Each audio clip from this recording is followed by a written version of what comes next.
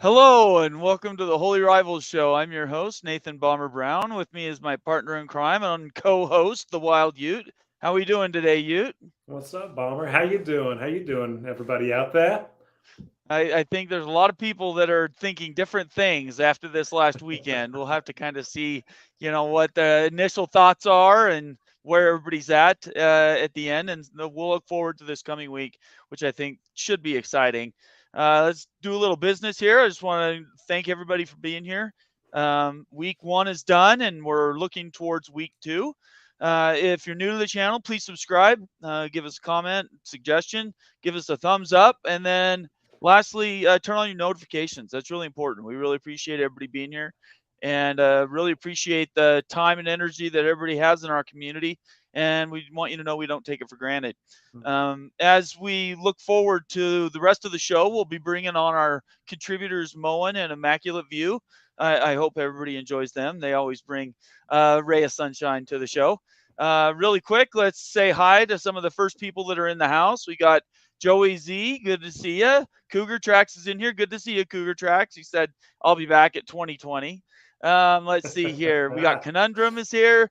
Moen is obviously in the house. And Bomber said, this is funny. Cougar Track says, Bomber, can you help BYU find its offense? It's lost. Well, that is true. And we're going to talk about that a little bit. I hope so. No, But we're going to talk about that right now. What's going on? Let's break this BYU game down real quick here. oh boy, yeah, I was disappointed. I'm not gonna hide my head and say that it wasn't something that really. I think most people were looking to just improve the defense and leave the offense alone. The offense has been good the last 3-4 years. I mean, top 20 every year. So that's not been the problem. It's been the defense. And now to have almost no offense and the defense play lights out, that's a little disheartening.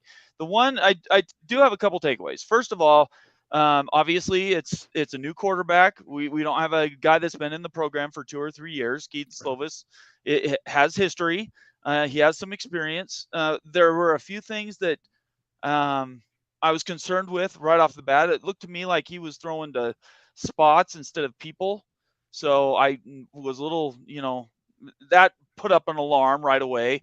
Are you going to throw to where your athletes are? Are you going to throw to where the system says they're supposed to be? And if you're a good quarterback, you throw to where the players are in the best position to be successful. Not high, not over the shoulder. Give it to them so they have an opportunity to catch and run. The other thing is, I think that Aaron Roderick went into this and he didn't want to show anybody anything. He took them a little bit lightly. The defense didn't. Jay Hill came to play, but I think the offense came in and they're like, we're bigger, we're stronger, we're going to be pushing some people around, and they just thought they'd move out of the way for him. And Sam Houston, I give it up to him. Now, I did a little research on Sam Houston, and their defense has actually been historically really good. So just to say that they're just a pancake, they should have just rolled over is not fair. They came to play, and honestly, the defense didn't give them an opportunity to get going at all. But the offense didn't carry their weight, and I was disheartened by that. I'm not going to be the first one to say I wasn't. What was the Um, spread to the game? Do you oh, remember I the have no. spread? You know what? I didn't even look. I just took it for granted. Whatever the score was going to be, I just, I was thinking it was going to be 3 touchdowns. Yeah. So it's yeah. Anyway, there's a lot of angst out there in Cougar Land. We know how important this season is. You want to go out and leave a first impression. You only get one chance at that. This season is really important, and it will set the paradigm for how people perceive BYU for the next 2 or 3 years very easily. Mm-hmm. Now, one other thing I want to say is that the quarterback position everybody knew is Keaton Slovis comes in as a transfer, knowing that he's only going to be here 1 year, whether he's good or bad. That was never going to be more than a 1-year project. So they've got to develop some QBs on the back end. I'm impressed with a couple of the underclassmen. The transfer that they got from was it a community college or whatever that broke all kinds of records last year and was the offensive player of the year in whatever league they were in. I think that's fantastic. But Jake Retzloff, obviously, if he was better than Slovis, he'd be playing, and he's not. So anyway, that's kind of where we're at. I think you have people that are hoping that it was just an undertone, first pitch, just sort of go. And anyway, so what do you It's think? 1-0. It's 1-0, right? Right. Yeah, I exactly. mean, from an outsider's perspective, who is learning the Cougars roster, I would be a little underwhelmed as well, right? And like what I know about Slovis, and I know quite a bit because at USC, the Utes play him quite a bit too, and I know his game. And I just don't know if he's the guy that's really going to take you to the next level, but he can be Right. the guy that, maybe get you bowl eligible. And this is 1-0. You're 1-0 despite all that.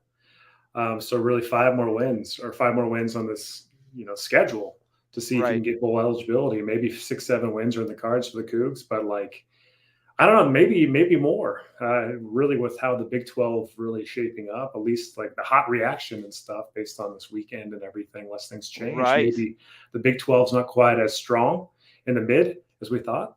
So the Cougars might have an opportunity to win more games if you can heat up a little bit. But yeah, it's week one, but a little underwhelmed there. So I'm kind of with you, but I'm kind of intrigued too. SUU gave Arizona State They really did. all they wanted. Yes, they did. And that's another concern is Yeah. if we're thinking that Southern Utah is just going to roll over, we know from the games that we've had in their past, they don't just come in here and it's not just a money game for them. They want to do their recruiting. They want to Mhm. beat the big guys in the state. So they better be tuned up for them. If they're not coming to with all their attention and focus to beat Southern Utah, they might lose. I know they almost beat Arizona State, and Arizona State has been a P5 forever.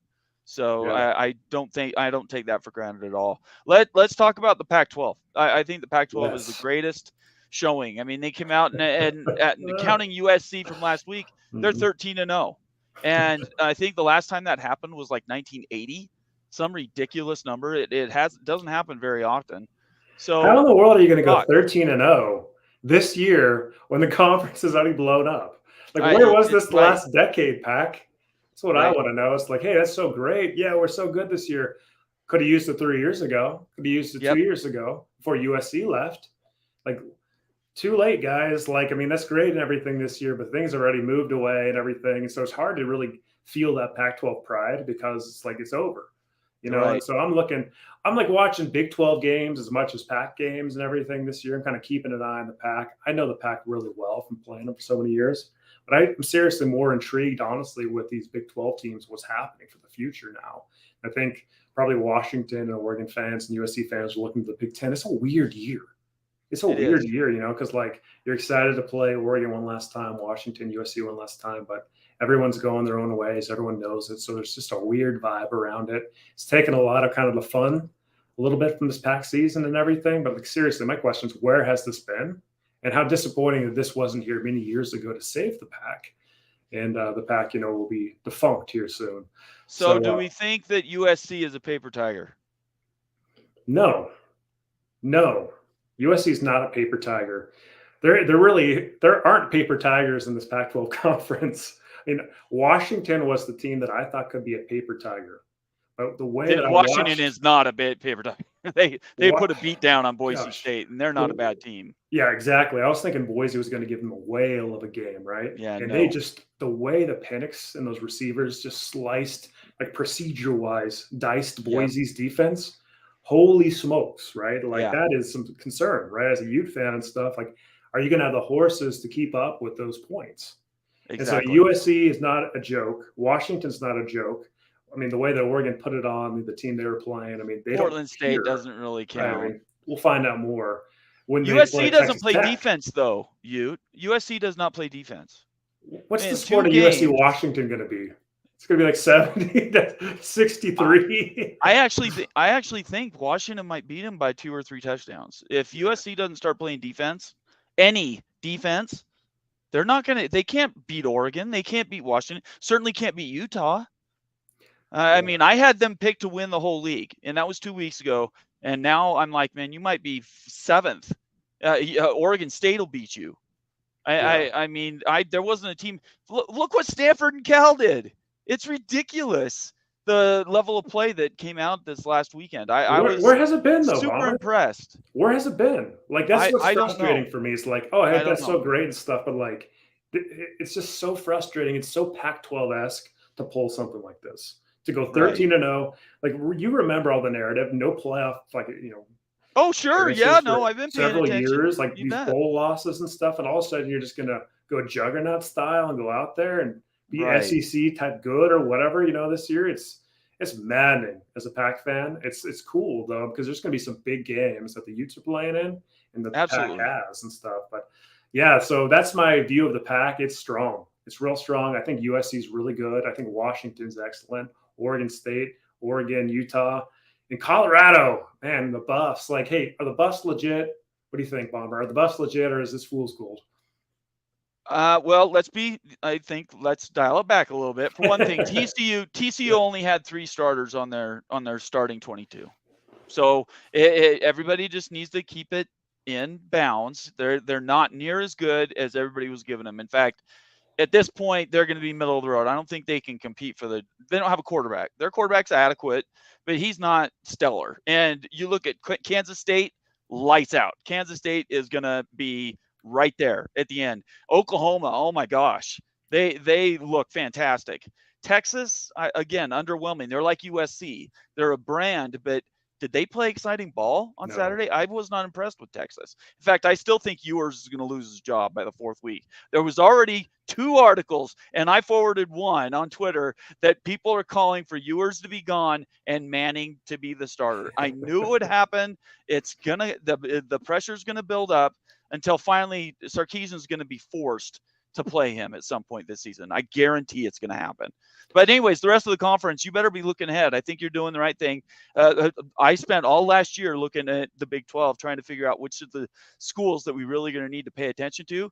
Texas Tech, I had high on my list. Wow, come on, Tech. That was shocking. That was absolutely shocking what happened with Texas Tech. I mean, Wyoming, you and I both know Wyoming can be a tough out. Yeah. I mean, that's a tough win in Wyoming. But Texas Tech, I had them losing 2 games and going to the tournament, possibly going to the championship game. So, man, I don't know. It's going to be a crazy year. I really think it is. West Virginia played Penn State straight up for 3 quarters. Yep. Right? It wasn't until the very end that turned over. So I think the Big 12, everybody's looking at it now, and you got genetics out there spouting garbage about what the heck's genetics saying about the Big 12? Worst, and the Big 12, I warned you, they're going to be so bad, and the Pac-12, I knew he was going to be so good. I'm like, shut up, dude. You're like 95 years old. Nobody wants to talk to you. You are a complete blowhard. Has anyone else out there been blocked by genetics? Like, I can't see any of the tweets. I've been blocked. I mean, you've been blocked too, just say it in the chat. Of course.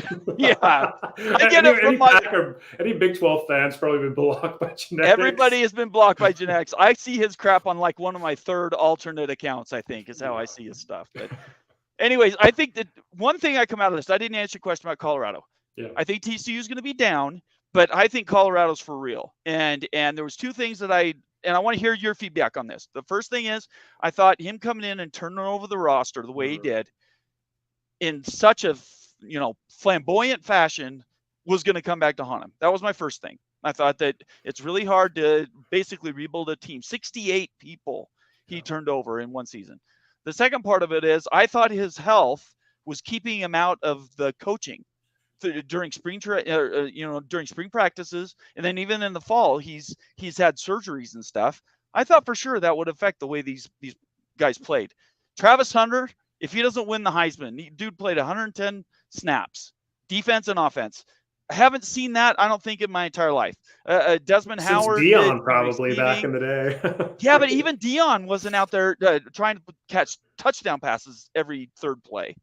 Like, he played 2/3 of every offensive snap. That is insane. Yeah. And then he goes out there. Did you watch that goal line interception he had? I watched a lot of it. Yeah. That was NFL ready. Oh yeah, that catch. Was so it was good. incredible. That was so good. That was a good I think Colorado's going to be a better out than you might think. Here's my thoughts on Colorado. They've got elite top end talent, right? Right. Elite. Like, they got 4 and 5 star recruits. They recruited them last year. Hunter's a 5-star blue chipper, like top 2-3 prospect. Sanders, quarterback, 4-star. 4 stars all over the place. They have no depth, guys. This is what's going to happen with Colorado. They're going to give people all they can handle for the first half of the season. Injuries will start piling up. They're going to get out physical the second half of the year because of that lack of depth. They're going to have a lot of losses late. a lot of surprise wins early. Plus, if you look at the schedule, they've got a really hard schedule up front here. So, but they might surprise some teams. But don't expect this team to compete for a Pac-12 championship. That's not going to happen based on the depth. This team doesn't have depth. We're talking like walk-on type depth and stuff. So when injuries start piling up, if you play Hunter, like 100 snaps plus, he's gonna get hurt. That's just how the game goes. So I just don't think that they're going to be able to survive the season. But hey, here's a shot to all Big 12 fans everywhere. When they build depth in this recruiting cycle, and especially the following recruiting cycle in 2025, watch out. The Buffs are going to be a Big 12 contender, and they might win the Big 12. I'm serious. Like, they're going to be so dang good in 1 to 2 years that just watch out. But I just think this year they're going to surprise some folks early. But I think towards the end of the schedule, they're just going to get ran on, beat down, out physical. And that's going to be the story of Colorado season. I think keep an eye on Dion going to Florida by the end of this season. Are you talking about the Gators? Yeah. The Gators, the team that the Utes just punished? Yeah, that did not look good. Yeah, was it the Gators or was it the Utes? I think Utah made them look really foolish, is what I think, and they didn't have the ability to flex and sort of push back. There was not a lot of fight there, and I think that's on the coach. I think Napier's going to get run, and Dion's going to be at the top of the list to go there. Man, does he want the Florida job, or does he want to wait out for FSU's probably not going to be open. I don't think FSU's not going anywhere. Dang, they played lights out last night. I think the top end of the ACC is really good. And North Carolina played well. Clemson obviously played well. So I don't know. There's a lot of leaders here. Let's bring in Immaculate and Moen. Yeah. And I want to get a Big Ten sort of input here. So, guys, tell me why Ohio State is still the leader in the clubhouse for the Big Ten this week. Well, nobody said they were the leader. Nobody said they were the leader. Michigan's the leader. Okay. Until somebody beats them, they're the leader. Okay. But Ohio State's still right up there with Penn State, Michigan. But Michigan's clear leader in the conference. The most surprising thing is we were told the Big Ten West was going to improve this season. They did not. They somehow looked even worse. Yeah. Wisconsin came out of there looking like the best team in the Big Ten West. True story. And for Fickle running his first spread offense / air raid and just a defense that was, I think it was a top 10 defense last year, just completely dissolved apparently over the summer. So that's the big thing in the Big Ten is how bad the Big Ten West looked. But if anybody watched the game on Thursday night, if you're a fan of games that end up 10-13, go right down to the last second. That's Big Ten West football for you. 10-13. Go yeah, I don't think that's entertaining anybody, is the thing. I don't think so. Iowa, tell us about Iowa, Immaculate. Sometime every king needs to know when to ride off into the sunset and let the young prince take over. And I hate it every single time when Monovision talks about this guy down at Kansas State. I'm like, no, we don't need that. We don't need that. We might need that. Are they going to run Ferentz? You want to know, right? I think that Ferentz isn't going to be willing to do what needs to be done going forward, especially with all these teams. Look at these teams in the West that are out far west that are coming in next year with their offenses. We can't keep up with that. We have a great defense, but, they're going to score, and if they score a little bit, then we're screwed. That team, I don't know what's going on with them, but it is just looking slow and soft. And that team is not one to look soft. They look soft. And I don't know what to think about it because if we're going to lose Ferentz, we're probably going to lose Parker as well. And that's the heart of the defense is a coordinator Parker. And so we might be looking at a rebuild at Iowa, and we're just going to have to accept it because that was supposed to be our last jam this year is to see how it's going to go. And with Cade, if he's injured a little bit, we need another option. Yeah. And that quarterback, who saw that quarterback? This guy looks like a guy that came to be a punter at Iowa and realized that the competition to be a punter at Iowa is tougher than it is to be a quarterback. So somehow he became the second string quarterback. What the garbage is that? Dude's got a larger waistband than I do. So we all know. Immaculate. I got to ask Jeez. Immaculate. Go ahead.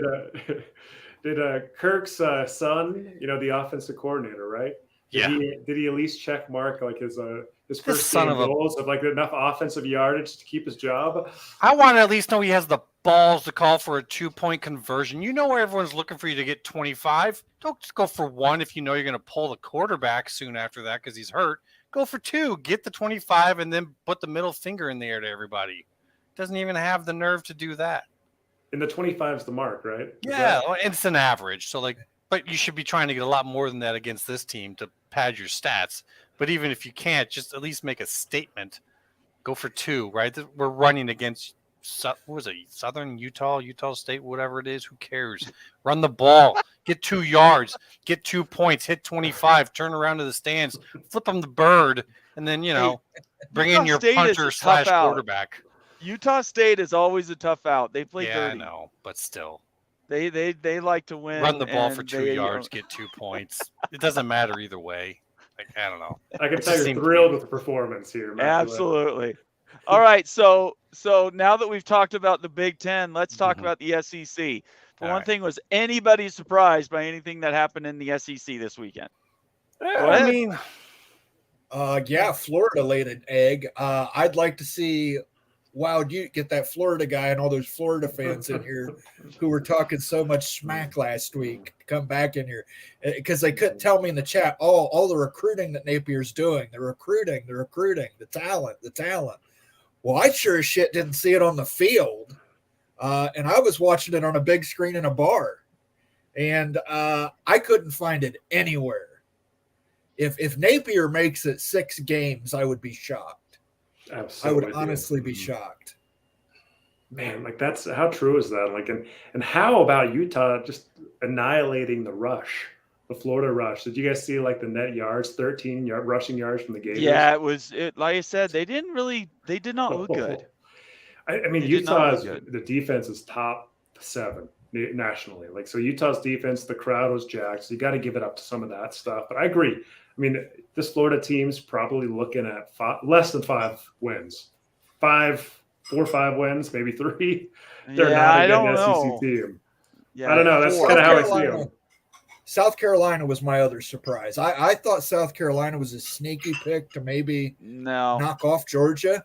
After seeing them play against UNC, no chance. They didn't look good. They didn't look good. Other than the onside kick, which was a fantastic onside kick. Right. They just did not look like they were ready to play football. Yeah. Well, how about Milton? I mean, people were kind of downplaying how good he'd be at Tennessee because of his past. But I haven't seen his full stat line, but he looked pretty good in terms of stat wise, right? I mean, he didn't have interceptions. Well, and he was right. He was a high recruit coming out of high school too. Sure. It's not like he was some scrub quarterback. But he had issues. He had big issues on the field, and it kind of seems like that's been worked out. And if they've got it worked out, he is one hell of a talent. Right, but every offense under Jim Harbaugh had issues up until the last 2 seasons. There it is. Well, they have. I mean, I know.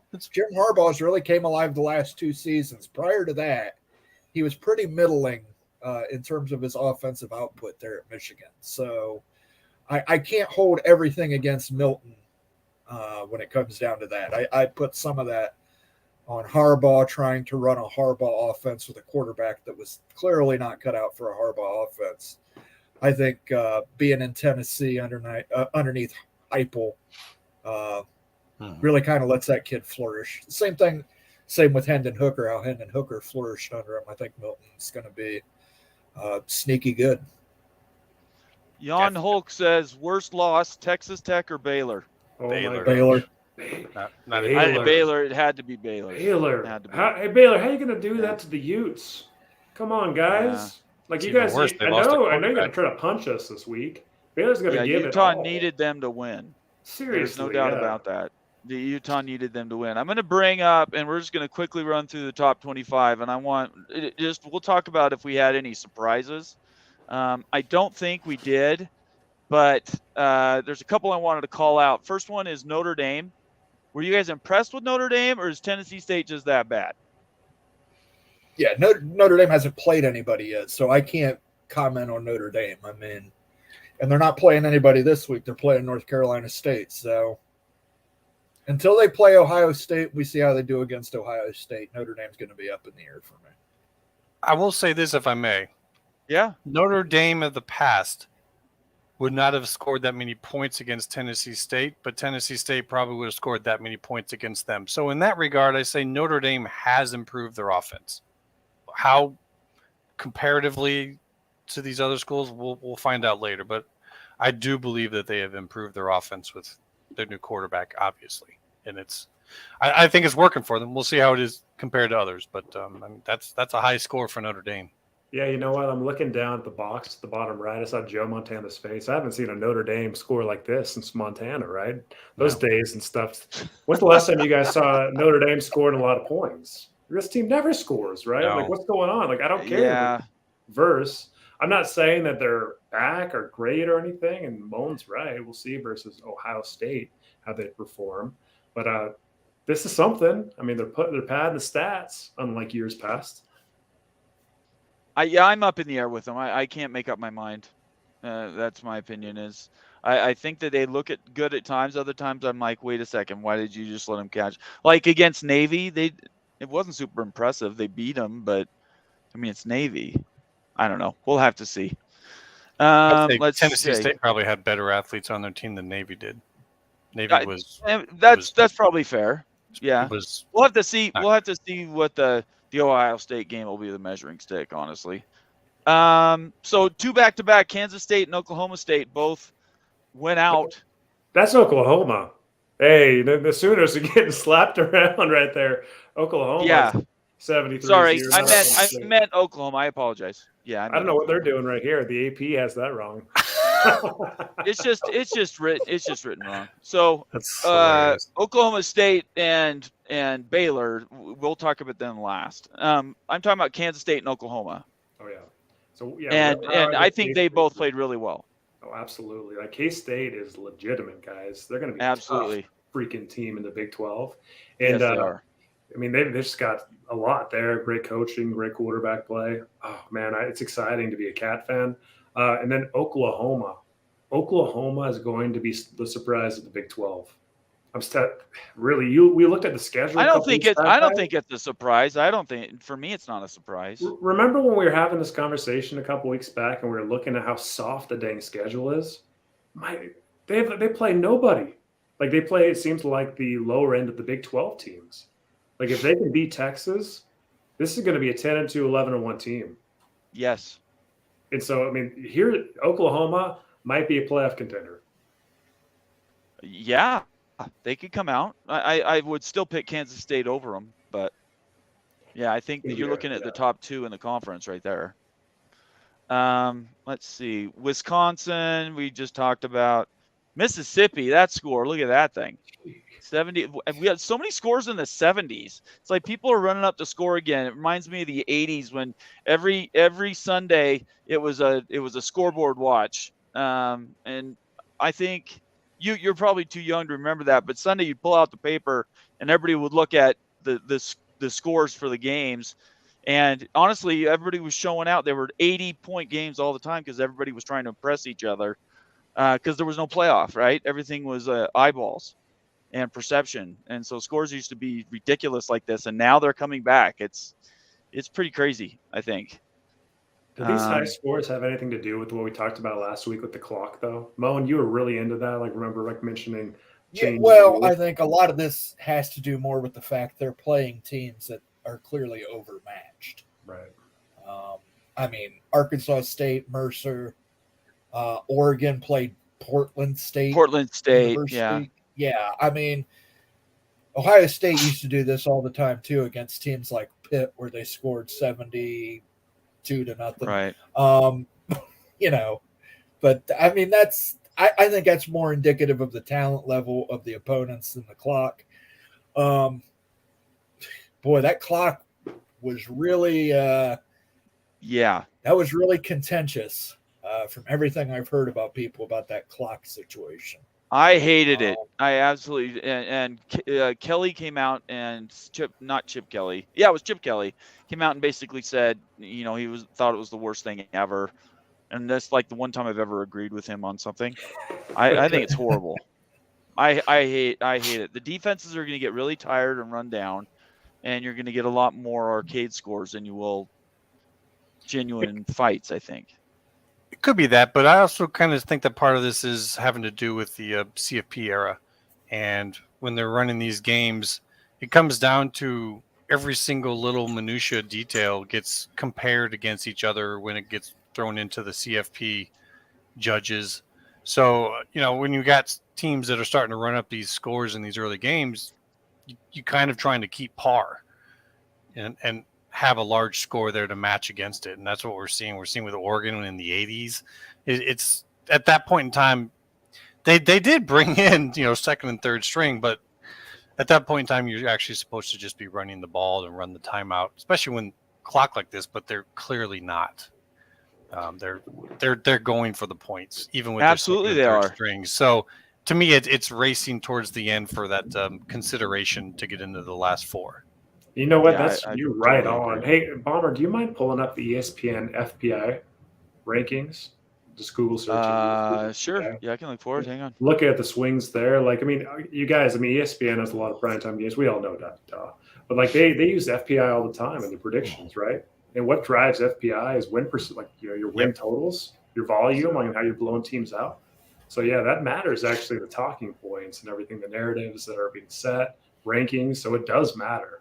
And it's factoring into a lot, and even in the analytics, right? The analytics are picking that up and saying, "Dang, Oregon won by 80," right? I love looking at this too, because I hate FPI, but I respect it, because there's one year that FPI, when Utah was number 3 in the nation, they were playing an underranked USC team that was pretty bad, and FPI had USC beating Utah. Nobody else had that. The spread didn't have that or anything else. But ever since that game, when USC did indeed beat Utah, I've always respected FPI. It's actually pretty dang accurate after a game or two. But it does factor in win percentage. And you can see the trends and everything. Like Oklahoma, look at that. 7-point move up and stuff. Now they're sitting at 4th in FPI? Oklahoma, holy smokes, guys. It's the point total. It's a big part of it. Yep. Well, and Ohio State going down is no shocker. I think everybody could point total. That. No, I agree with FPI too. When you look at this, I strongly believe in it. And that's why it pissed me off about Iowa bringing out Cade so early in the game. It's like, you need to have him out there. You need to have him working on this. And it's why I think that he's hurt. He is truly hurt, and he's playing through pain. Look at this down here. Utah went down 4 because Florida's so bad. Exactly. They hate Florida. They weren't impressed by the Utes' performance. FBI wasn't, despite the results. Now, you guys had a backup quarterback, and you played well. The rest of the team played fantastic, so I wouldn't worry about that.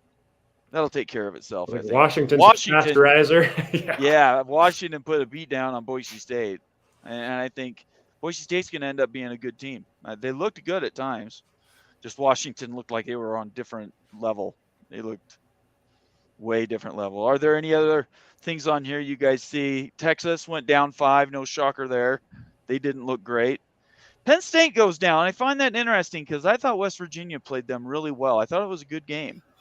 I think that's because West Virginia played them really well. A lot of people thought that was going to be a blowout. Interesting. Yep. Yeah. LSU is still ahead of Utah even though they lost. LSU looked horrible. Yeah, they did. But LSU, they looked what happens if LSU and Utah are on a neutral field? LSU's probably favored, I'd imagine. It's going to be close. Man, we'll have to see at the end of the season what this looks like. But we'll track this from week to week. Yeah, we got to track this with the rankings and our discussion because this matters. This will tell you really kind of what's going to happen in these games because it factors into the estimated win percentage and everything. UCF went up 16 spots. See. 16. That's remarkable. In fact, that might be the biggest gainer. Somebody that wasn't very good. I can't No, they remember. play Kent State. Kent State. Kent And State is who it was. is like Yeah. is a squad that would kind of give a team a run a little bit. I mean, they're not a terrible slouch or anything, right? Yeah. Well, How about that? They would have been playing a team that was head coached by the guy that ran the offense at Colorado, but they pulled him. Is that right? Yeah, he was the funny. head coach at Kent State and then became the offensive coordinator at Colorado. I didn't know that. Yeah. Auburn played well. I thought Auburn played a very good game. Hey, Bomber, if you scroll up and you filter Sure. by the Big 12, I tweeted about this yesterday. This is Let's wild. see. Go to all conferences, go to Big 12. Look at the swings. I know it's the first week of the season, so there's going to be swings, but check it out. Cincinnati plus 19. So the Cincinnati Saints are 30th best team in the nation. Texas Tech drops 12. Baylor drops 21. Now Baylor's 48th in the nation. Yeah, that was really bad. It's crazy. Really, really bad. So there's just a lot of readjustments going on. There will be over the next couple of weeks, and it'll stabilize a little bit more. Every team on here, I think you could honestly say you might think they were in a different position after week one. And so it just shows you how this conference is really up for grabs every week and every season. And the new teams that come in are just going to upset it that much more. It's going to continue to be tumultuous every year. Bomber, scroll down to the last team in the Big 12. I saw it. Look at the slander there. Come on. Look at the slander. They're saying what are they saying? There's 67 in the nation. You have to win a game to get any respect. I mean, the Cougs need to get some respect. Kansas won and went down. That's a surprise. I mean, there's no reason I should say that they would be below Houston. So we'll have to see. This will be interesting to track. I don't think Oklahoma State or Texas Tech are going to end up in these slots by the end of the season. Yeah, I don't think so. We'll have to see. I think Cincinnati won a game that they were supposed to win. Anyway, I think this is really good. And then you really want to get some gloat on it. Everybody should look at this. This whole conference right here is the one that everybody needs to keep their eye on because the Pac-12 played so good. Utah went down? Because of Florida. They got knocked because of Florida. It's because of the offensive performance. This factors in efficiencies too. Yeah. And Utah's offense was not efficient versus Florida, and they kind of just slow played it, conservative played it, and everything. Hey, there's a comment here that Husky Hawk just made. If BYU stinks, why has Utah ducked them for so long? You got to be kidding me, Husky Hawk. No, it's not like that at all. So Utah doesn't duck BYU. If a team like a Florida asks Utah for a home and home, they're going to accept it. And the slot that's going to be filled in is the BYU slot historically. Luckily, it won't matter because it's going to be a conference game next year. So I've seen that kind of stuff a lot, thing. especially from Big 12 fans, though, like just saying, like, hey, Utah's ducking BYU. Utah's never ducked BYU ever. I don't have an opinion about it. I've always thought that they have played to the strength of schedule has been through the ages. It's always been that way. They were 5-5 in the aughts, and Utah went on a run in the teens. That's the way it works. Let's see here. All right, let's get to some comments. I marked a couple. Sorry, let me do this one really quick. Cougar Track says, Bomber, can you help BYU find its offense? It's lost. If you missed me at the beginning, I said BYU's got a lot to work on. We'll have to see what this week looks like. I don't have anything else to bring up about that. And then Craig Hirsch says, if BYU scores at least 35 on Southern Utah, then all is fine. If not, then I would start to worry. I think that's a good – I mean, like I said, Southern Utah gave Arizona all it could handle. So any BYU fans that are watching, they need to be very careful to overlook them. Go ahead. With a caveat that they gave them all they could handle after a sandstorm/thunderstorm made them restart the game after midnight. I guess. Yeah, they both were in that, though. It's not like one team had an advantage. I mean, don't overlook them. I'm just saying. Right. That was kind of sad to see that happen. I think that definitely affected ASU, how they were playing. I think that's fair. Sergeant Pickles, one of our members. Good to see you, Pickles. Says UW had a slow start, but absolutely dusted them in the second half. Yeah, I was watching that game. I watched the whole thing. I'm a UW fan. I thought Boise was going to give them a handful in the second half, and they just ran away from them.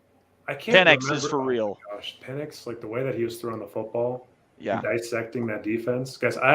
It seriously looked like Tom Brady out there. Yeah, he made it look very crazy, guys. Like he was so dang surgical. Oh my gosh. I'm so glad they're joining next year. Right. I would not want to Yeah. be playing Washington this year. In fact, you guys are going to get a down bunch of schools next year, That's at least right. considered to this year, because this year every team is peaking. Every single one of the Yeah. teams in the Pac-12 is peaking like they've never peaked. It's incredible. All right, let's get to some more comments here. Let's see here. Cougar Tracks, one of our members, says the Pac is going out with a bang. We just said that. Let's see. My power ranking. Do I have a power ranking? I don't think I've talked about a power ranking, Monkey. We can quickly go through it if you want to. Do you guys want to do a quick Big 12 power ranking? Yeah, I mean, I want to hear your top Big 12 teams. Well, okay. Let me go back here and just so I have a list to reference. As we look at these schools, I'm going to go with every school that I picked that is in a normal spot. Oklahoma is where I expected. Texas where I expected. Kansas is where I was expecting. And that might be it. Every other team on here is lower than I was expecting, except for UCF, which went up amazingly, and Cincinnati, which went up. But I think those are going to moderate by the middle of the season to the end of the season. So I would still put Oklahoma, Texas at the top. Kansas State is right with them. And I think that out of the bottom schools, especially the ones that have lost, Kansas has still got a ways to come back, but they're going to be in it. And I can't count out Texas Tech. I just have to believe that Texas Tech just had one of those games that every school has once every few years. Well, they've got Oregon this week, so yeah, they're gonna probably start 0-2. Yeah, they're probably gonna start 0-2. But every other school on here, I think it's fantastic that Cincinnati and UCF is showing out. What do you guys think? Yeah, you know what? For this one, hey guys, I think K-State is dang good. K-State, I think, deserves to be like a 1A, 1B type. And like, these analytics never love the Cats because these analytics factor in recruiting rankings, like historical recruiting rankings. So teams like Utah, K-State, BYU are going to have a disadvantage because they're not elite recruiting rankings unless they just go berserko and blow everybody out. But the Cats, I mean, this Cat team is special, I think. And so I think that the Cats and the Sooners should really be that 1A, 1B right now, given the performance. UCF's a surprise, man. Like in Texas, yeah, I just didn't like the performance. I still think the talent's there. They were my preseason Big 12 pick. I'm still going to be on that all year and everything. But man, yeah, I wish that I would have reconsidered and put K-State in that spot. Shame on me. Moen, Immaculate. What do you guys think?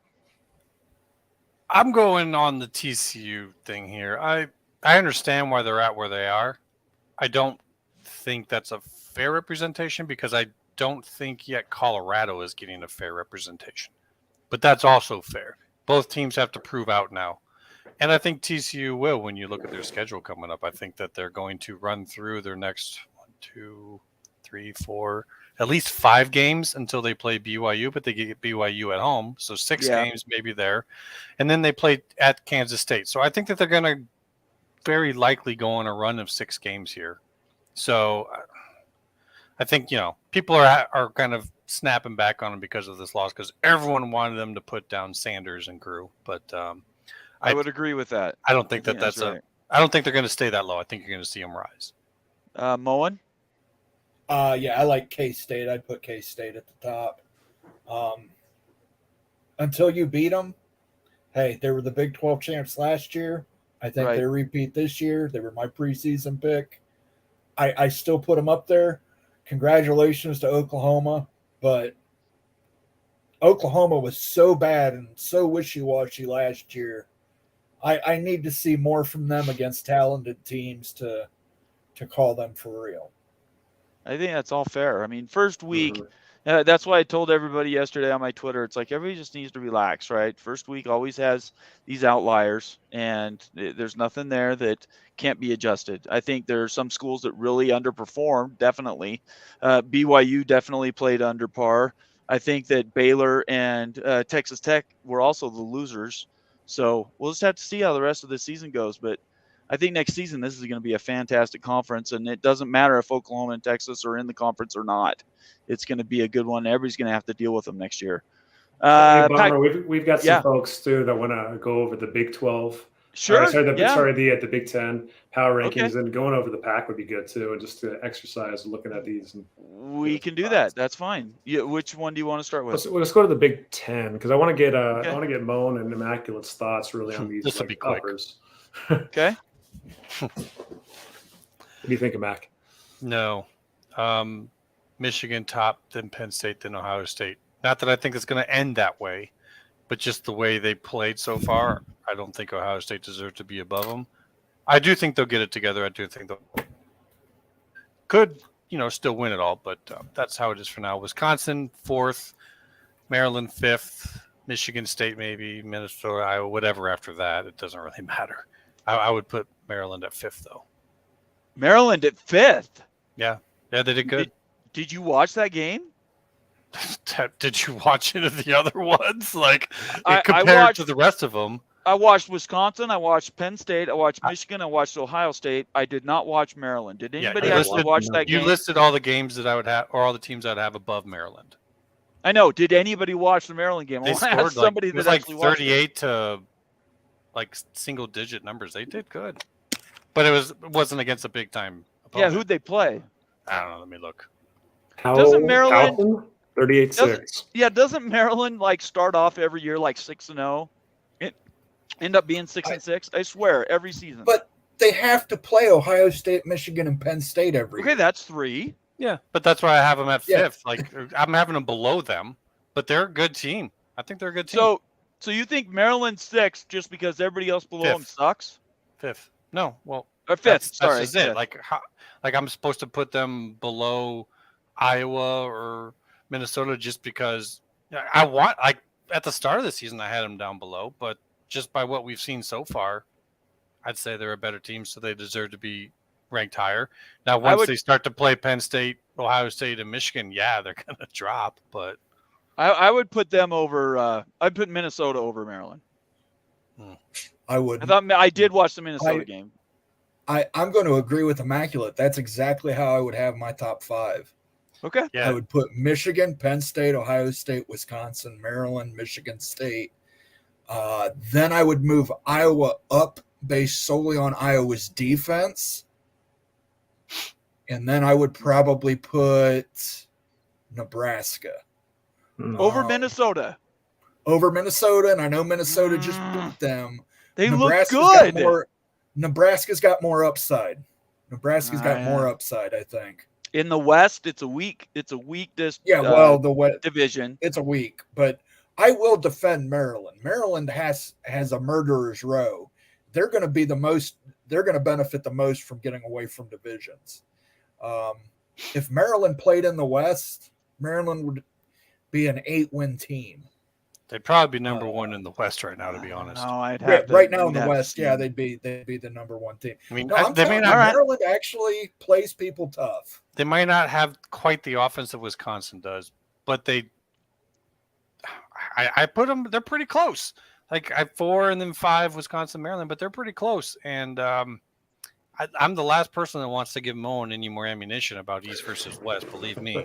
All I can say is Tony Lawson says, "Bomber, you're a genius. Moen Vision, you stink." Tough Tony. I actually have Minnesota above Iowa. So there you go, Tony. You guys played a much better team than Iowa did, and yet I'm just teasing. Thank you, Tony, for the shout out. Iowa's defense did not shut down that team. So, all right. Tough Tony is a Minnesota Golden Gopher. I wasn't that impressed with Iowa. No. What do you think? You haven't said anything. Yeah, I didn't watch Maryland play, but I just know I've watched many years of Maryland play. And I guess if this is a normal Maryland team, it's just typically not very good in the trenches. Get out physicaled, and they might have some explosive offense, but that's just like my thoughts generally on Maryland. And I think that, if you pulled up a schedule, I'm sure you can pick a lot of losses really on that Maryland schedule. The schedule on it. You can pick 3. Ohio State, you just assume they're going to lose those 3. Yeah, so here's the schedule. So Charlotte is a win. Virginia didn't look great. That's Virginia. I didn't watch. Yeah, I didn't watch Virginia play. Michigan State. I'm going to say it's a loss. I'm not going to get. Yeah, that's a loss. That's a push. That's a push, and I only give Michigan State just because it's at that's home. at Michigan State. Yeah. Yeah. But Maryland is a much more talented win team. that. I think because Michigan State even lost the one talented guy they had as a receiver. He went to Florida State. So Yeah, I would bet Maryland on that Michigan State game. I'd pick Maryland over I'd bet Indiana. Maryland. At Michigan, you guys are crazy. We'll have to do a side bet on that or something because I only see Maryland Anyway. losing to the Big Three, and that's it. Indiana, they're gonna beat up Indiana. Versus Illinois. I didn't watch Illinois. I don't have an opinion about Illinois. They didn't play great, but Illinois is always going to be a tough out. I mean, Here's your trap game: Maryland versus Nebraska, third to last game. It's in between Penn State and Michigan. That's a loss. It's at Nebraska. That I think might they're be a the one 7-win team. I go 8-4 it maybe. 7-5. All right. This is fun. I like doing this. We need to do this more. I just don't have much faith in Maryland. Maybe I just Yeah. don't know this team good enough. Like I'm not betting anything. FPI has Maryland at between 5 and 7. They're that Yeah. sneaky team that Big Ten people think about that no one else really does, just because they are kind of not thought about in the Big Ten East. I swear every year they run out and they're 6-0. We could probably look up yeah. the records for the last 5 years, and every year they're 6-0, and every year they end up 6-6 or 7-5. They start getting beat up because they're playing against Every State, year, Michigan, that's and the Penn way State. it goes. And then it messes them up for the rest of the season because their guys are beat up. a couple years ago when they were beating Texas, everybody couldn't shut up about Maryland. Now, Yeah. All right. Well, let's go to the Pac-12. We got a lot of Pac-12 people in the house. Yeah, heck yeah. All right. Let's look at this one really quick. So, what does everybody think about the Pac-12 as it stands today? All Where's right, Colorado even at? Colorado's last, I'm sure. because Colorado is down here. It's trailing. From Went up last year, too. 31 spots. Holy cow. They're still 71. That's, Yeah, I mean that's going to I don't change. Bad. I don't understand That's that. changing. I don't That understand I it can't either. understand because they beat number 17. They had Yep. amazing stats. I don't know what Yep. else you need to not have this type of a ranking system that obviously benefits whoever just happens to get put up higher at the start. I agree. 100,000. So These are the exactly, rankings I don't This is like. FPI, It's- right? This isn't like the Yeah. AP ranking. So this is just analytics. So it's I get it, but- trailing based on Colorado's horrible last 10 seasons, right? So Shouldn't be effective because it's not the same team. right, and like that's Right, why it's but- going to have some calibration over the next couple of weeks, Yeah. and then it'll get Yep. normalized. So let's look at Colorado's schedule. Oh, this I think missed that's- murder's row, guys. So they It's rough. play It's rough. Nebraska is a win. So they start 2-0. I don't know, guys. Colorado State's I a am win. not banking. Wait a 3-0. minute. Wait a They're second. 3-0.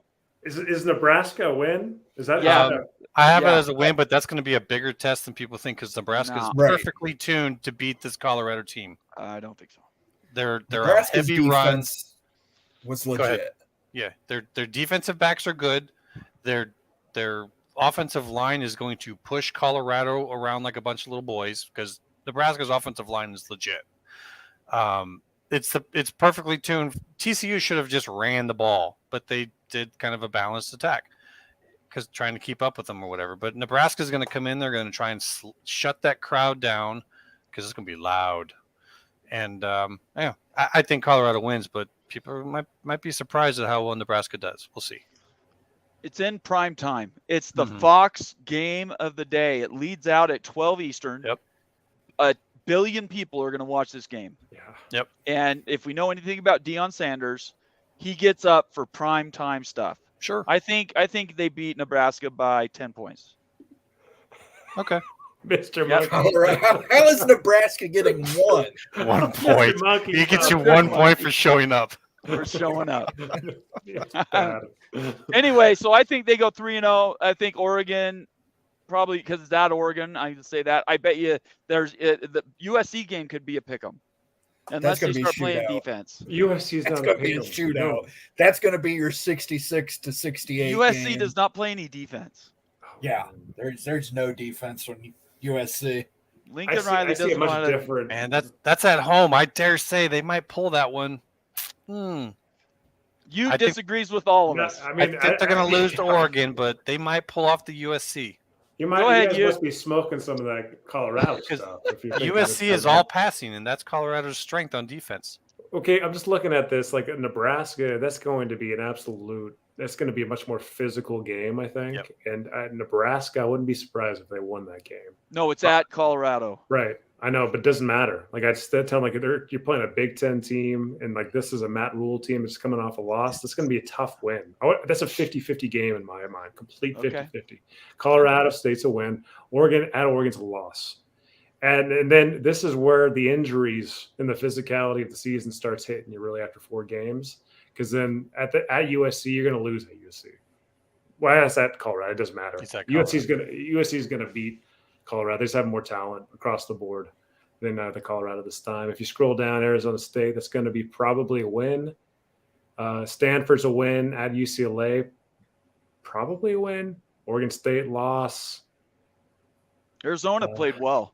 Yeah, there might be. Yeah, I mean the Buffs could get to bowl eligibility possibly. They're going to lose to Utah at the end of the season. I wouldn't be surprised if Utah ran 100 times. So what happens if Colorado makes it through the gauntlet and they're 10-1 in that Utah game? And I'm going to have a heck of a time at the tailgate. I'll tell you that. It's going to be nuts. So Colorado, Utah. I mean, that's going to be a massive game because yeah, it will be. I don't think that's going to happen. I don't think they're going to even sniff anything like a 10-1. I mean, am I wrong, guys? Am I wrong about this? All I know is Shadur Sanders is the smartest guy in the room, and he's not a dummy. He's not going to throw the ball into harm's way if he doesn't have to. So, I'm saying 6-6 to 8-4, pretty. I would ride him. That's all I'm easily. saying. If they pull off some surprises, maybe better than 8-4. Their running back got 3 touchdowns? Oh yeah. Oh, he's a stud. And he's hard to tackle. That guy was he's quicker than he looks. He's brand new. He's going to be a serious baller. And you can't throw the ball Travis Hunter's way. That's all I can tell you. He's a lockdown corner. Anywhere he's at, you got to go the other way.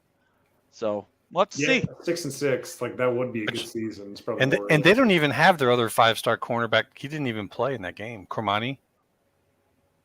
Oh, I forgot about him. They didn't even have that guy playing. Like there was a whole list of guys that actually didn't play in that game. There's like 30 some of them, and there was some of their bigger names that they had coming in. So that wasn't even a complete Colorado team. It'll be interesting. I love the way that this season's playing out. I mean, we're looking at a lot of teams that are going to play different than we might have expected. Let's quickly get to. Wait. What do you guys think of the Utes, though? I wanted to get these guys' thoughts. Sure. Okay, so the Utes game, we talked about it a little bit in Spaces Bomber a couple of days ago. We really broke that game out a lot, so we're not going to labor that or anything. I want to hear Moan and Immaculate's views as a little bit of outsiders, not with the Utah or BYU perspective necessarily. What's your thoughts on the Utes? Well, where's Cam Rising in all of this? Cam's supposed to come back, possibly versus Baylor, definitely versus UCLA. He'll be back over the. Well, I think I would sit him. I would sit him against Baylor because I don't think there's the way Baylor played. I don't think there's any reason to risk Cam Rising playing against Baylor. But that's going to be dependent on what Cam Rising looks like. I put him number 3 right now. I would put Washington number 1, Oregon number 2, Utah 3, USC 4, Oregon State 5. Yes. And I'm sorry, but until USC manages to figure out even how to run a high school level defense, I'm not picking them. I'm sorry. That defense, you had a whole offseason to figure this out. You've got more money than almost every other school on the West Coast in NIL. How can you not get this right? I don't know. That Utah, I'm putting number 3. If Cam comes back, I still think I'm looking at Washington probably to win it all in the pack, but I got Utah in the top 3. Gotcha. Well, looking at BYU and Utah first, I'm not that worried about BYU. It just is like it's week 1. I'm not seeing anything to be crazy worried about. I don't know how the quarterback's doing. I think, if under normal circumstances, he's okay. New quarterback, he's going to learn the ways. It's a trial in week 1, so I'm not too worried about them. As far as the Utes go, to kind of take this in a different route, I think the new building storyline on this is like, how do you start to figure out what you're going to do for the future? Because you've kind of found out that you got some quarterbacks. Mm-hmm. And Cam Rising kind of has some injury issues. You want to bring him back as soon as possible to get him up and going if you're going to ride him through the year? Do you want to take that Baylor game maybe as an opportunity to give these future quarterbacks another chance? If you give them that chance as a growing experience, maybe they prove that you should stick with them in the future after this year. You you kind of almost got to start thinking about the future, because this is your last year in the Pac. Next year is your first year in the Big 12. Who do you want to be leading you? Do you want to be Cam, or do you want to be one of these young studs you got? And then therefore, what's your path forward, your strategic path forward with Cam? Yeah, Pac-12 Pilgrim says Isaac Wilson there's a blue chip recruit in the state. Zach Wilson's little brother that's committed to Utah for the next cycle, but Nate Johnson's the guy that could really give him a run, or Brandon Rose here, the guy that got hurt in the scrimmage before the season, the true second stringer. But yeah, I hear you, Immaculate. Rising's gone after this year regardless. Yeah. He's a senior. So what's the thing is, though, 12, right?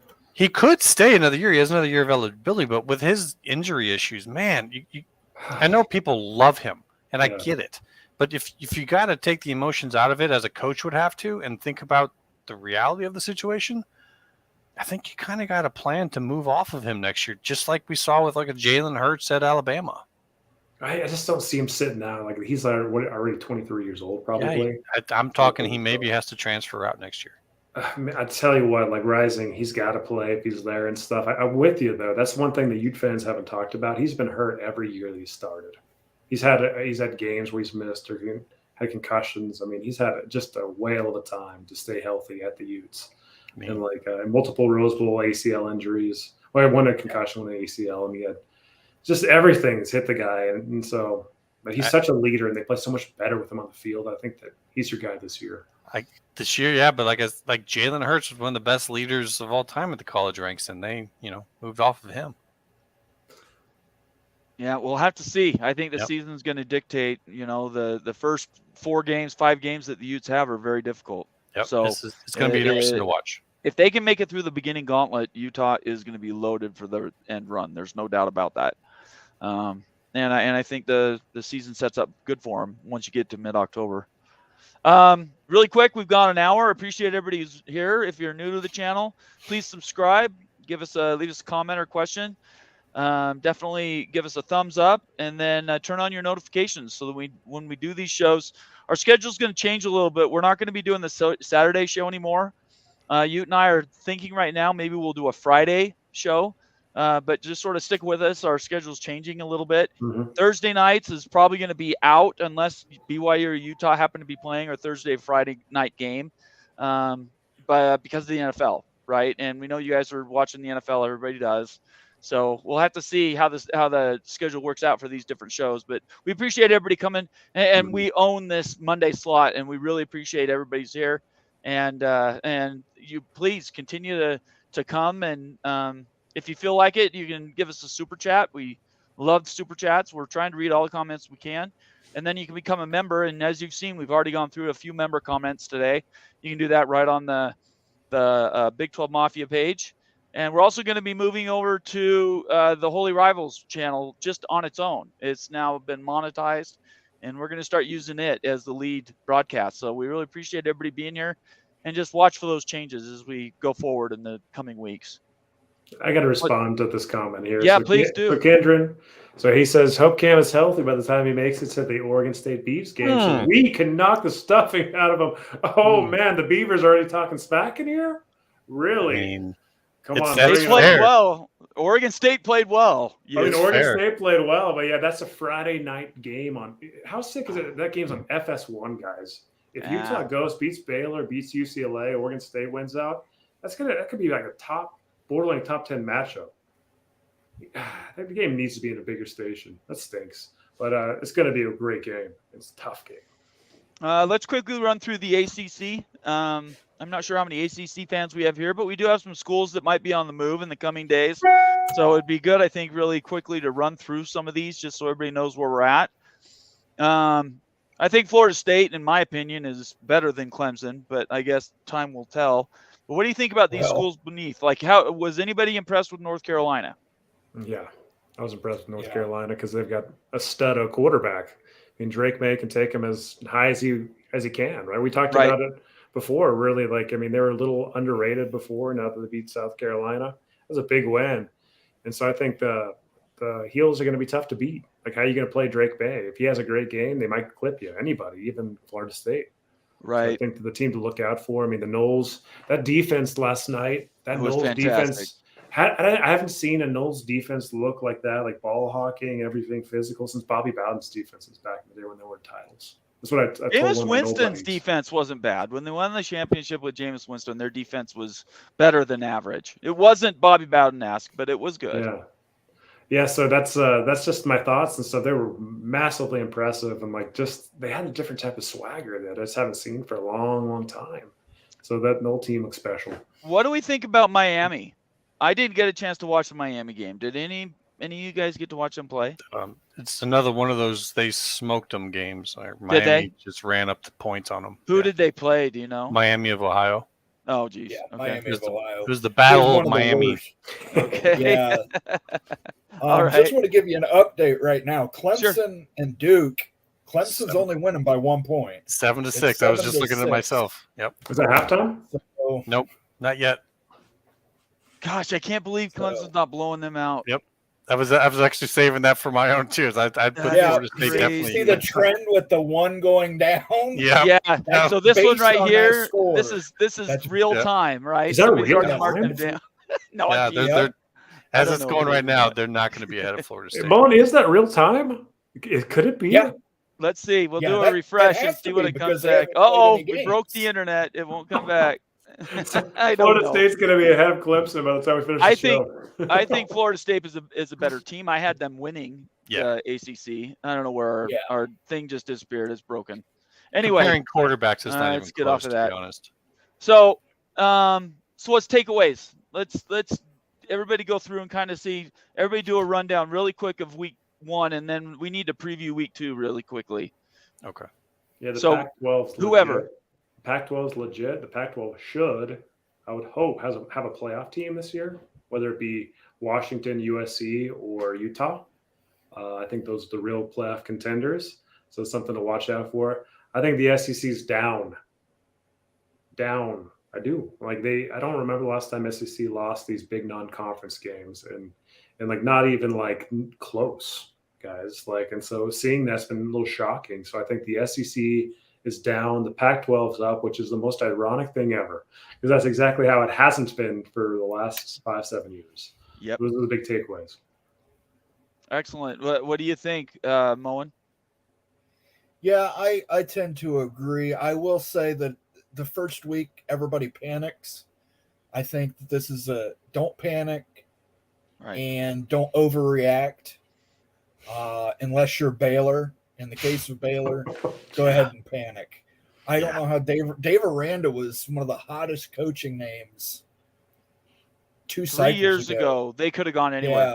Yeah. He runs too And cold. I think he might be on the hot seat by the end of this season.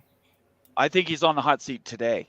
Mm. They did not play well last year, and I think he's on the hot seat today. Yeah. They didn't look ready to play. Let's just be honest. They did not. They went on the field almost like they expected Texas State to just roll over for them. It was worse than even BYU's, and that's hard to believe. But Baylor really did not even look like they were ready to play football. I'm not sure what's going on there. I got to talk to Smokey. I got to give him a ring again and see if I can get a few minutes with him on the show, because I want him to tell me what he thinks, because I was just shocked with. I thought for sure they were going to give Utah a fight, and they still may. I mean, you made a good point, Moen. For the biggest adjustments are from week 1 to week 2. Anything's possible, but dang, I don't know what is going on down there in Waco. All right, so now let's look ahead to week 2. So some of the highlighted games. Let's start with the Biggie, Texas and Alabama. Ooh, Everybody go around the horn. Where does everybody believe Texas and Alabama ends up? It's in Tuscaloosa. There's a funny story with that. Go ahead. Okay. Last year, I guess Texas refused to seat the Alabama band in a reasonable place in the stadium. So Alabama refused to even go there with their band. So they have given Texas their 5,000 seat allotment at the very top end of that stadium in one of those seats. So the Texas band has to go sit up in the nosebleeds where no one will even hear them. So it's interesting to see that going on, the year before Texas joins. Because when this started, Texas wasn't going there.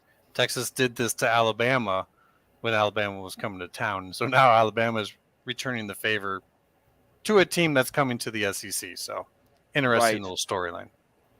Very good. So everybody take Alabama on this? Alabama's kicking that ass. I'm sorry. They are tough this year. Yeah. Oof. Alabama's going to win big. I think Alabama's real good. Yeah. They reloaded. Their defense is just stifling. And when they got a quarterback, forget it. Yeah. Alabama's got a quarterback. Yeah. Okay, Iowa State. I believe it's in. It's at Iowa, isn't it? Immaculate. Mhm. Is it at Iowa State? Yeah, okay. it's a name. That's State. Okay. All right. Iowa State all day. Iowa State. Iowa State's hurting because of gambling stuff, but they played at this well. point in time, I can't bet against them. I'm gonna, unfortunately, I think they're gonna beat Iowa. Okay. Yeah. Very No, good. you're picking against your team. State. I'm not picking Well, against Iowa them because it's just they just did not look good, and I hope that they turn it around. But as of what I've seen, to analyze it, Iowa State looks better. Yeah. I would have to agree. And with Iowa you. State always plays them tough. Even the really great they do. Iowa teams struggle do. against Iowa State. Yep. Okay, let's talk about Oregon and Texas Tech. I think we all know where that's going to go. Everybody takes Oregon. No. Oh? I don't think so. I think You don't think Oregon beats Texas Tech? I'm saying this game's going to be closer than the experts think. Okay. I bet the spread's 3 points. I bet the spread's. Where's the game at? It's in Oregon. No, is it? I thought it was. If it's in Oregon, I thought it was in Lubbock, Oregon. I I thought it believe. was in Eugene. I think if it's in Eugene, I'm with you, but it's. I might be wrong. Let me look. I think that makes a big difference. And I think that I think Texas Tech might actually get the upset here. Let's In a see. close game. Oh, someone says it's at Lubbock. So it's at Texas Tech. I'm wrong. Yep, that's Mm. where they're at.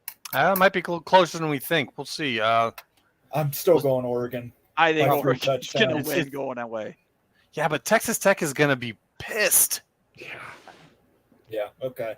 I mean, taking Oregon I'll 3 tell you, touchdowns. Wyoming. It's just like, and yes, I mean, we'll see. Well, playing in Laramie, Wyoming is the weirdest place to play in the nation. Like It is. BYU and Utah had always struggled up there. Always. It's just I can't explain it. It's just really hard to win in that place. Have you ever been there? Yeah, I've been there. Okay, I've been there too, and it is a hole in the ground. It is literally it like going back to high school or something? It's like Where did going you go out to high into school? a field in the windswept desert, digging a hole in the ground, putting stands up and putting goalposts up. That is exactly what their football field is like. It is a pit in the ground, and Laramie is the most windswept city in the entire country. It's hard to win up there. And the visitor stands come out underneath the fans' bleachers. So it comes underneath the students' bleachers, and they're in front of the students section. So the visitor section football is sitting right in front of the students for Wyoming. It's like going and playing prison ball. It's horrible going to Wyoming. I wouldn't answer this anybody question here. Yeah, go ahead. I'm searching it right here. Will you read that question? I think it's like this one right here. What time is the game in Lubbock? Let's see. Day is not bad, but night in Lubbock is bad. I've got the time is 5 p.m. Yeah, so 5 p.m. That would be Mountain. That would be Central Standard Time. So yeah, that's 4 o'clock here, which is 3 p.m. in Oregon. 3 p.m. in Oregon. So I don't know. I love Texas Tech. I've always liked the logo and everything about them, but Oregon looks like Oregon. Be warm. That's the end of the day. It's going to be hot. And I think Bo Nix is better than everybody thought. Everybody thought he was going to come back and have a sophomore season after last season. I don't think that's going to happen. I don't believe in Bo Nix. Not at all, man. I just Bo Nix. I think Tech. I'm predicting in the upset here, and I'm not even really sure if it's an upset. Okay, I'm serious. I think that Texas Tech is a good team. It was a weird game. I'm going to give them a break for that Wyoming loss. I think that they're going to barely beat Oregon in some shootout. Don't misunderstand. I don't want Oregon to win. I just don't think that Tech can beat them. So we'll have to see. As long as Oregon doesn't overlook them because of what happened to them at Wyoming. If they treat them like a reputable thing, they'll be fine. I think Oregon will be fine. But okay, so Baylor, Utah, and Utah's in Waco. Yeah, you guys give your thoughts, and I'll finish this one. Utah by 3 touchdowns. Utah by 4 touchdowns. Utah's definitely going to win. And I think it could be embarrassing. The rational side of me wants to say that, like, you just focus. Right. And like, I thought this was going to just be a tough game to eke out. And so the rational side of me kind of says that, hey, if I didn't see that first week result, that was kind of the reality of kind of how I thought about it. So I kind of want to play that card, but emotionally, I'm just like, wow, like, Utah should win by at least 2 touchdowns. I mean, I watched the Baylor offense and defensive line, and oh my gosh, guys, they were getting pushed like crazy versus Texas State. And I mean, Utah's trenches are so strong. I mean, I don't know. I mean, if Utah just runs it without even having to throw it, I think that they could win big. And so, I mean, Utah is just probably 17. So Utah by 17. At the end of the day, I think I think Utah is trying to plant flag for next season. Mm-hmm. So I really think every game they're approaching like we're trying to set ourselves up so perception for next year is where it needs to be. And I think one of those games is Baylor. So if they're going to run it up against any team on their schedule this year, it's going to be against Baylor. Mm-hmm. And I am cheering for Baylor. I don't cheer for Utah normally, but I give mad respect to the way Utah's playing ball right now. You got to. And what does Baylor have to do to win this football game? I want to see it from the other side. Like, what does Baylor? How does it have to go for Baylor? Well, they're on their backup quarterback. You know that Blake Shapen's hurt. That might be a blessing in disguise. They might find out their backup is actually better. I think they need to prove that prayer works. You really think it's that dire immaculate? Oh, I think it's horrible. I think, number one, I think that their coach is not made for college football. He needs to move on to the NFL. This isn't Zen moment where you're trying to all be in the right headspace. You got to get these guys a little jacked up, and he's just not – I don't see it happening. I think he's got the absolute wrong approach to this. He's got the head for it. He's got the X's and O's. He's got all that. Get up to the NFL where he belongs. I think he definitely belongs up there.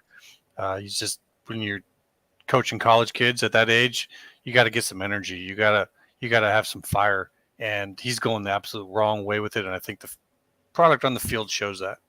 You're talking about Aranda now? Yep. Okay. So that's why I think that they're just not going to be ready to go against that Utah team, because that Utah team is going to be pumped to come in there for the exact reason you're saying that this is a statement for next year. Yeah. And they're not going to come in there going, it's just Baylor. They didn't do that well. They're not going to care. Yeah, Whittingham's not going to let them come in. They're not ready to play. Craig Kirsch has if you guys are betting people, he says the line is 6.5 Utah. If you guys think that you're going to win by more than 2 touchdowns, probably get in on that quick, because that money line is going to slide. Yeah, that line's going to be moving real quick. It's going to slide quick once people start looking at this.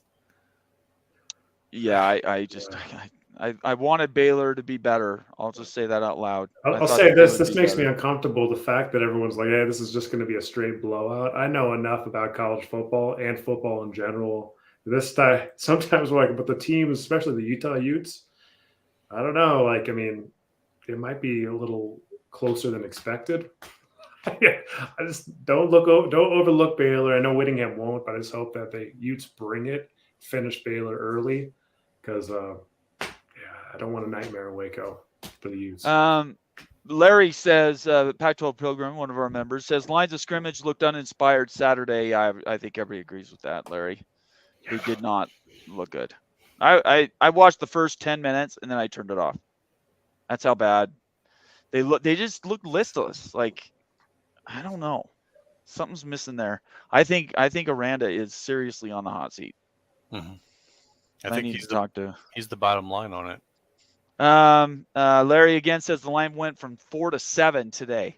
Yeah, it's going to go quick. So the money line is going to continue to move. Eventually, Utah is going to end up like a 10.5 or something. And then maybe you can bet it, but I don't know that anybody's betting Baylor today. Yeah, I don't know. Bernard's rushing for 200 yards. Maybe that could happen. It could happen. All right. I didn't have any other matchups. Are there any others you guys want to talk about before? There was one other thing I wanted to bring up before we signed off tonight. Were there any other matchups you guys wanted to talk about? Let me look real quick. All right. While you're doing that, I'm going to bring up this other topic. And I appreciate Larry putting in typing so I could highlight it and bring it in here. But today it was announced that Mark Harlan is going to take a spot on the playoff committee, and he's the AD for Utah. I think that's a big deal. It might not be a big deal today, but I think in years to come that is going to be massive. It's another vote that's going to be in the Big 12, and I think it's really going to make a difference. What were you thinking when you saw that announcement? Yeah, I like it too for the Big 12. I mean, we need representation. Big 12 won't get left behind, but this will ensure that too. We've got plenty of support in these playoff negotiations and whatever it looks like in years down the line. So Harlan was the AD of the year last year with a couple other ADs. That's how the award goes. And he is a quality dude, sharp dude. He'll get it done. He'll rep well for the Big 12's interests and the Utes' interests. So I like it a lot. Moen or Immaculate, do you guys have opinions? After him, I got a couple for you if you want to talk about them. Yeah, we got Mr. Monkey's also saying Kansas, Illinois. Yeah, we'll talk about that in a second. Do you guys have any comments about this Mark Harlan? Mark Harlan, I've heard nothing but good things from him from people at Ohio State. So I think it's another sign that you're going to have an A3 where you're going to have this partnership going on. Right. The Big 12, the Big 10, and the SEC. I agree 100%. I would say it has to be like a 1-year deal for him because they're going to be moving conference, and then they're making sure there's only a certain amount from each conference, I do believe. So that could throw things off unless the pack just disappears. But they're doing it. But the negotiations are already going. They're ongoing now. No, I know. This is the committee that decides who's ranked what and whatever. It's different from the management committee stuff. I think he's just on the folks who are deciding who's ranked what, who's getting what matchups and whatnot. Right. Oh, he's not. He doesn't represent both. It's totally different. There's the management side, which has the president's level of the top end management. Then there's the commissioner managers. The top end, the presidents who are up there, they're the ones who do the voting. That you're talking about. I thought he was on both, is what I'm saying. So I guess I got that wrong. He's replacing the USC AD, and I don't think there's any ADs except for the Notre Dame AD who are up in the top end management. They're all down in the committee that does the rankings. So he's going to vote on who makes it into the playoff then. I like it even more. Yeah, right. That's what I'm saying. For what's going on, this is better. He's the guy everyone's going to be talking about. No one's talking about the management people. They're talking about the community that decides things. So, right. I think it's great. I think it proves when you're the pack and you decide to run out this particular guy to stand next to the commissioner because the commissioner's going to embarrass you. I think that says a lot for the guy. I think everyone kind of knows that he's an up and up type of guy that people want to sit in a room with for 5 to 6 hours talking football. Because interesting guy. Let's start getting to some other matchups. You mentioned there were a couple others. Mr. Monkey brings up Kansas, Illinois. I like KU. I mean, Bean, I like Kansas too. Isn't Bean like the best last name for like a college football player? Jason Bean. I just love that name every time I hear it. Anyway, I always go against Illinois, so yeah, go Kansas. Okay. Moen. Right now the spread is 3.5. If we're betting on the spread, I'm taking Illinois in the points. Okay. But I do think Kansas will win. Yeah. Okay, what do you think? You mentioned others, Immaculate. Oh, I got a big one. Yeah, this one I think looks interesting is number 22 Ole Miss versus number 24 Tulane at Tulane. It's in the 12:30 p.m. slot on ESPN2. I think that's going to be a fun game. I think Lane Kiffin is going to embarrass Tulane. If so, then that's an interesting storyline all on its own. But if Tulane is able to shock the world with that one, that would be great. That's an interesting story going forward. So that's why I say that one could obviously go bad. That's the chaos of football, but I'd say that's one to watch. What do you guys think about who wins that game? Yeah, I think Ole Miss is probably going to win that game. But if Tulane wins it, then all of a sudden, where do they jump in the rankings? And they're really in a premier position too. I really want Tulane to pull that one off. Of course, I'm leaning Ole Miss a little bit, just SEC versus former SEC team. But I've always liked Ole Miss. So yeah, I think Ole Miss will probably win. It depends on the uniform they're wearing. If they're wearing the powder blues, I'm taking Ole Miss. Yeah, they do play better in those unis. There's no doubt about it. Jackson Dart is a stud. He's from Corner Canyon here in Utah. Very, very good player. Both Utah and BYU missed on him, and that was a big move when he went to the SEC. So, actually, he went somewhere first. Where was he first? He was at USC, and then he transferred. So, anyway, are there any others? Yeah. Texas. Go ahead. Go ahead. Oh, I was going to say Texas A&M at Miami. Oh yeah. I think A&M. I like A&M this year. A&M's rated, but I like Miami. A&M. I like Miami. I was talking to some Aggies yesterday, and like the Aggies, you know, they were humbled last year with the recruiting class and everything, the expectation. Right. But I think A&M could be one of the surprise teams. Maybe. I kind of want to see the ACC continue to win that matchup, man. They're winning right now. I'm taking A&M. Okay. I would take A&M too, but let's see the over-under on how many people actually show up for the game at Miami. Absolutely embarrassing that you consider yourself a power brand in football and you can't even get half your stadium filled. There's a lot of schools that have that itis, though. It's not just Miami.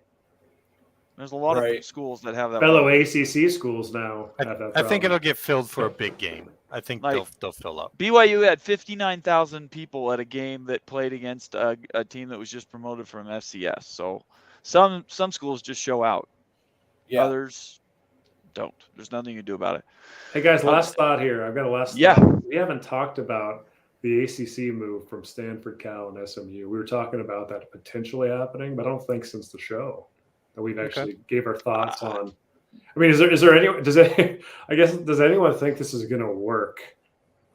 Depends upon what you mean by work. I think it's going to work for 2 years, and then the thing's blowing up. So I don't really think it matters. I think it'll work as intended, but I think what happens, most people will think that it's not working.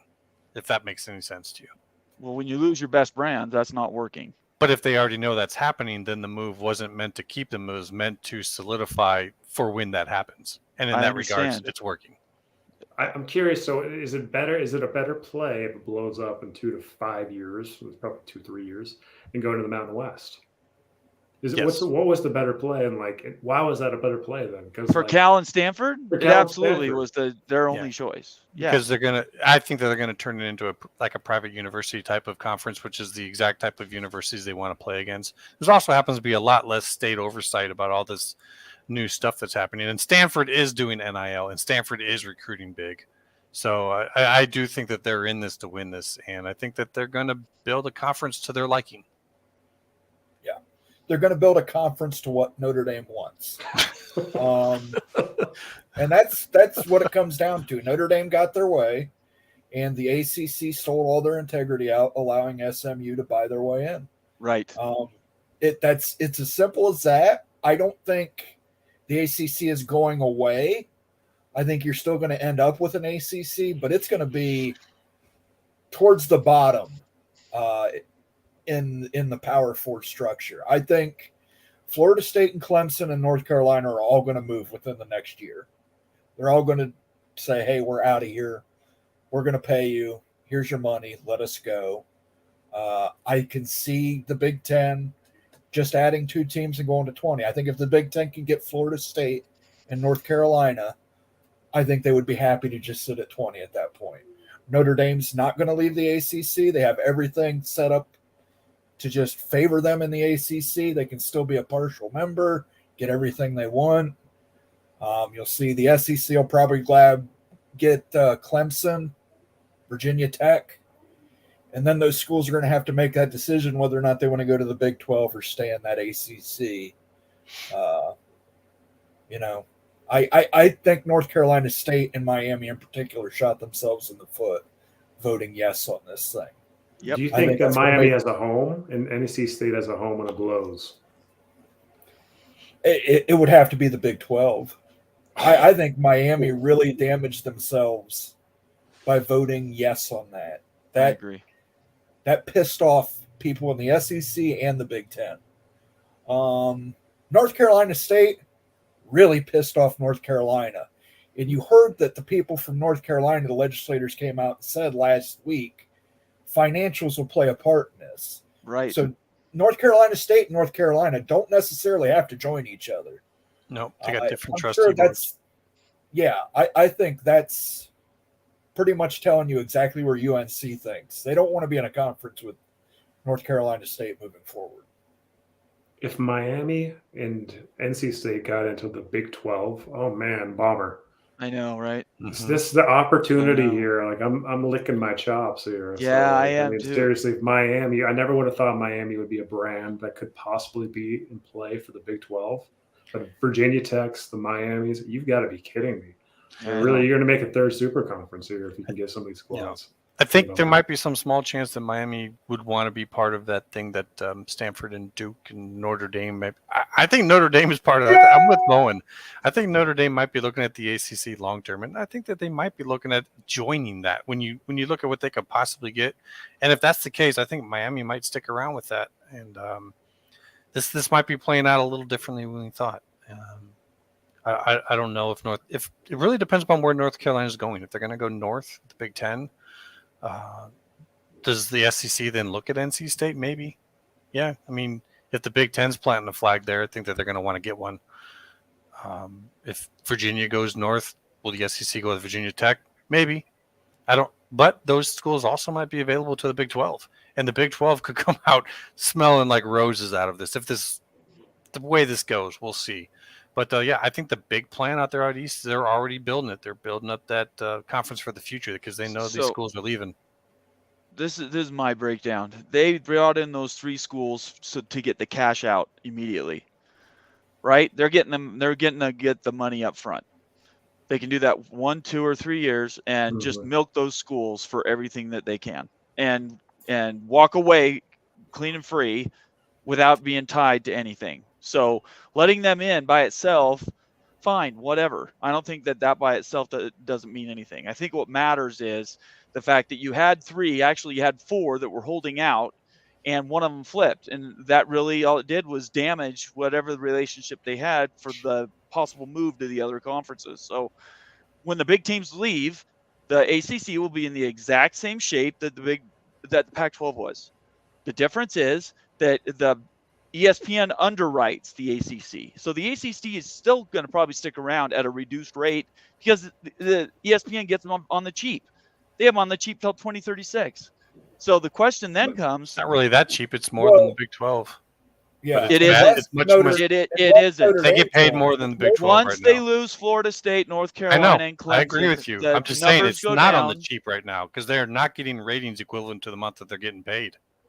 I'm talking next steps. I agree with you. Yeah. And when those schools leave, Yep. all the advantage that they had will go away. But ESPN still has a conference that they can play, trot out, and people play games. Sure, but they're going to want to renegotiate that deal. Of course they are. Right. Unless Notre Dame becomes a full member. Now, if Notre Dame becomes a full member, that adds significant value to and that might be when they do it. But I don't think it offsets all 3 of those losses. Notre Dame by itself is not going to offset the other 3. No, but it comes close enough. Maybe. It depends what their priorities are. Right. At the end of the day, that and it does matter on other things, where the Big Ten goes, what they want to settle on. Is it 20 teams? Is it more than that? And SEC, do they stop at 20? Right? Those are all things that are in the calculation. I just think at the end of the day, you're going to find that losing those 3 schools that everybody now knows, they're on record. They actually voted against something, and everybody knows that's never really happened before. That's never happened. There are always these unanimous votes, even though you have people that are against things. This is the first time that's ever happened. Yep. So they are on record saying we are pissed off about this, and we are letting you know. Yep. So that's why I think that anybody who thinks that it'll just roll on without any problems, they're up in the night. It's evidence. That's what it is. It's evidence. Yeah. I'm curious to see after those 3 teams they leave, like what's going to happen next. Like, is there going to be a strong enough structure there for the ACC to remain intact? Right. Because you're going to be all over that. And and plus the money, right? Because the money is going to be reducing with the loss of those big brands. Exactly. Notre Dame's not going to be a full member of that ACC.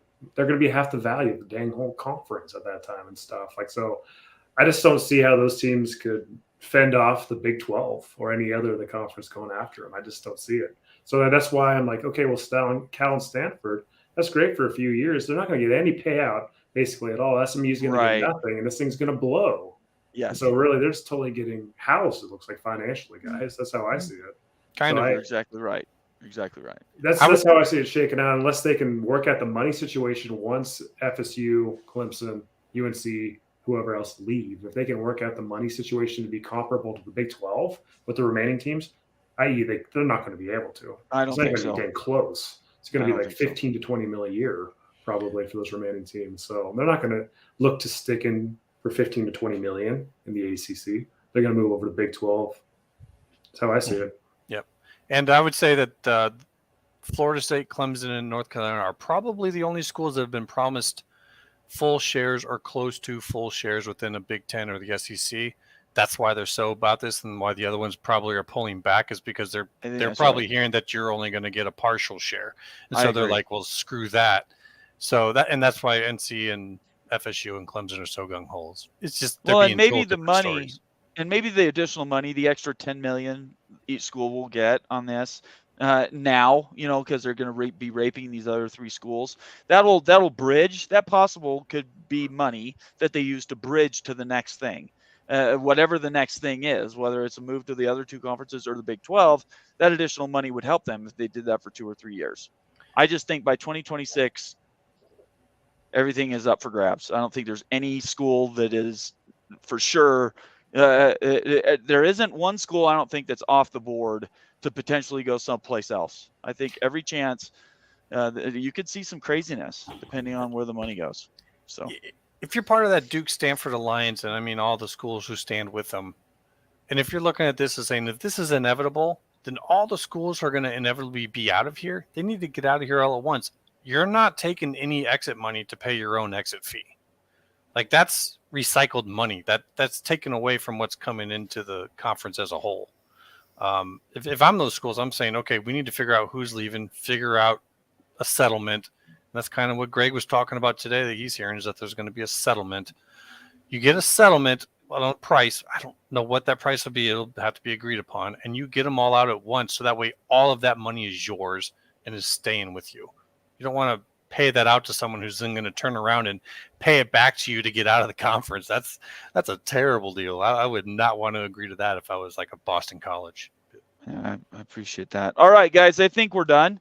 We've covered a bunch of ground. These Mondays are going to be interesting for us because we're going to be renewing the previous week, and we're going to be talking about the week coming up, and then any news items that come up. I really appreciate everybody that's been here. This has been a great show. I hope your schools did well over the weekend. If they didn't, just hope that they make adjustments and they play better this weekend. And when we get back together on Monday next week, we'll talk about it again. Ute, are we going to try Friday? I know we talked about Friday, that. Thursday, Friday. Okay. We're going to try to figure it out. We want everyone to watch the college football games. We want to watch them too. So we don't want to be head-to-head versus any college football games, especially big games. And NFL games, because we all like NFL football. So where's the best time? We'll let you guys know what we think about that. Mondays are a good time, but like when maybe Thursday, maybe Wednesday. I don't know. We'll figure it out, Bomber. We'll let everybody know. All right, that sounds good. Immaculate Moen, you want to say anything else before we sign off here? Well, you can find me at Immaculate View on Twitter. We've had some interesting discussions as of late, and you might have seen with the whole Feinbaum situation. So come on in. We'd love to chat with folks there and carrying it on into the shows here. Appreciate for having me on, guys. Absolutely. Moen. You can find me on Twitter at Ohio Stadium this weekend. Number 68. Jersey says Moen on it. Come up, say, hey, Moen. I'll buy you a land grant beer. You better take a picture of that, Moen. Tweet it out. Beat Youngstown State. Sounds good. Ute. You know what? Just win in the trenches. Don't take Baylor lightly, and go Utes. All right, let's see how it goes. We'll have a show tomorrow night. It's going to be me and Immaculate probably, but I'm working on a guest or two. So look for us tomorrow at 8:30 Eastern, and I'll put that notification out on Twitter tomorrow. Other than that, everybody have a great night. Stay out of trouble. Pray for your teams, and let's have a good week. Appreciate it. We'll see you later. Peace out.